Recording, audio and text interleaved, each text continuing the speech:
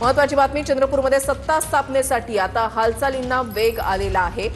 10 अपक्ष नगरसेवक मुख्यमंत्री फडणवीसांच्या भेटीला आलेले आहेत। उद्धव ठाकरेंच्या भेटीनंतर नगरसेवकांकडून आता फडणवीसांची भेट घेण्यात आलेली आहे।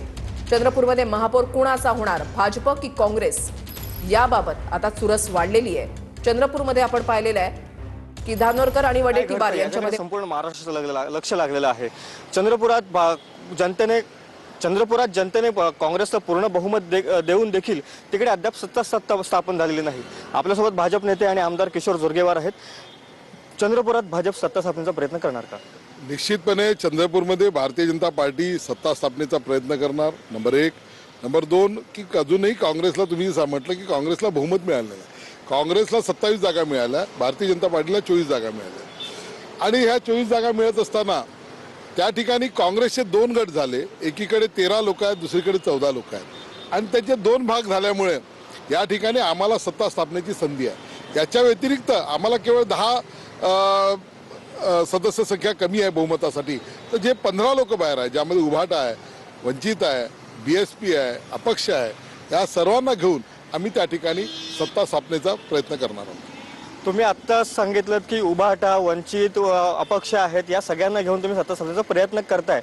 या संदर्भात तुम्ही उद्धव ठाकरेंशी, ठाकरे गटाच्या नगरसेवकांसंदर्भात उद्धव ठाकरेंशी किंवा तिथल्या काही स्थानिक नेत्यांशी चर्चा केली आहे का? आज तुम्ही मुंबईत आहात, उद्धव ठाकरेंना भेटणार आहात का या संदर्भात? आमची प्राथमिक चर्चा उद्धव ठाकरे साहेबांचे जे शिवसेनेच्या पदाधिकाऱ्यांशी या ठिकाणी झालेली आहे।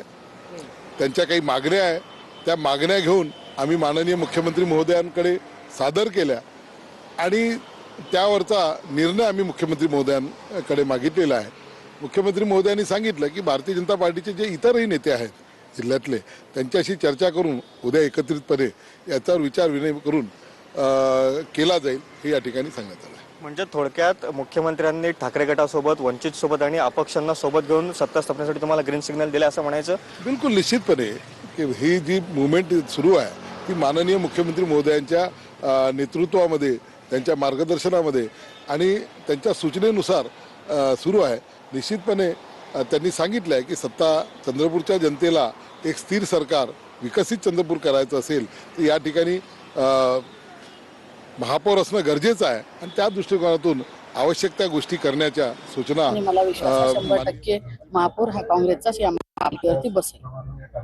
आजच्या बैठकीकडे कशी बघता? आज मुख्यमंत्र्यांसोबत बैठक होणार आहे। शेवटी ज्यांचं संख्याबळ आहे, ज्यांच्याकडे उमेदवार आहे, त्यांचं भेटून कोणाला किती वाटा मिळते याच्याकडे पाहणं आपल्याला अत्यंत महत्त्वाचं आहे। आणि साहजिकच त्यांची या ठिकाणी 8 लोकांचा गट झाला आहे। गट झाल्यानंतर ते जबाबदार म्हणून राज्याचे मुख्यमंत्री आहे, त्यांना भेटत असतील तर आनंदाची गोष्ट आहे। पण मला विश्वास आहे की जे घटक पक्ष आमच्या सोबत होते, मग उभाटा असतील किंवा वंचित असतील, या घटक पक्षावरती माझा विश्वास आहे आणि महाविकास आघाडीच्या ते सोबत राहतील।